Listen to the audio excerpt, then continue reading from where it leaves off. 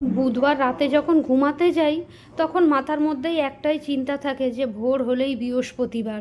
সকালে আশিবাসি কাজ সেরে নিয়ে স্নান করে গাছের ফুল তুলে গাছ থেকে আমের পল্লব পেড়ে নিয়ে পুজোটা দিলাম। দেওয়ার পরে অমনি কী করলাম, রান্নাটা বসিয়ে দিলাম। গরমের মধ্যে আর পারি না, ওই জন্য সকাল সকাল রান্নাটা করে নিচ্ছি। একদিকে ভাত ফুটে গেছে, এদিকে ডাল বেটে নিয়ে পেঁয়াজ লঙ্কা নুন হলুদ দিয়ে একটু ডালের বড়া করব। আর হচ্ছে তোমার ডিম এনেছি, একটু ডিমের ঝোল করব।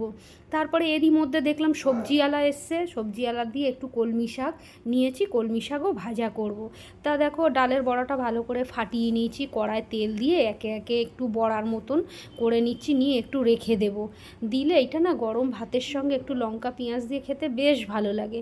এদিকে ডিম আলুটাও সেদ্ধ হয়ে গেছে, ছাড়িয়ে নিয়ে ওই একই কড়াতে একটু তেল দিয়ে আমি ডিম আলুটা ভালো করে ভাজা করে নিলাম। এদিকে মিক্সিতে পেস্ট করে নিয়ে মশলাটা একটু দিয়ে দিলাম, তার মধ্যে একটু জিরে আর তেজপাতাটা আমি দিয়ে দিয়েছি।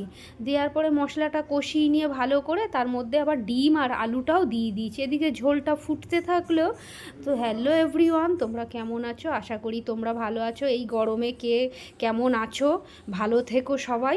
তার মধ্যে দেখো ডিম কষাতে কষাতে এদিকে ডিমটাও আমি ঢেলে দিলাম, জলও দিয়ে দিয়েছি। যখন ঝোলের পলক এসে গেছে অমনি আমি গরম মশলাটা আমি দিয়ে দিলাম। আবার একই কড়াতে, কড়াটা ভালো করে ধুয়ে এনে আবার ওই একই কড়াতে একটুখানি তেল দিয়ে একটু পেঁয়াজ আর রসুন কাঁচা লঙ্কা ভাজা বসিয়েছি।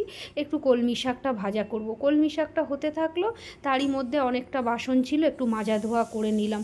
আর এতটা পরিমাণেই গরম লাগছে বন্ধুরা, মাথার উপরে পাখা চলছে, তারপরেও না ঘেমে চান হয়ে যাচ্ছি।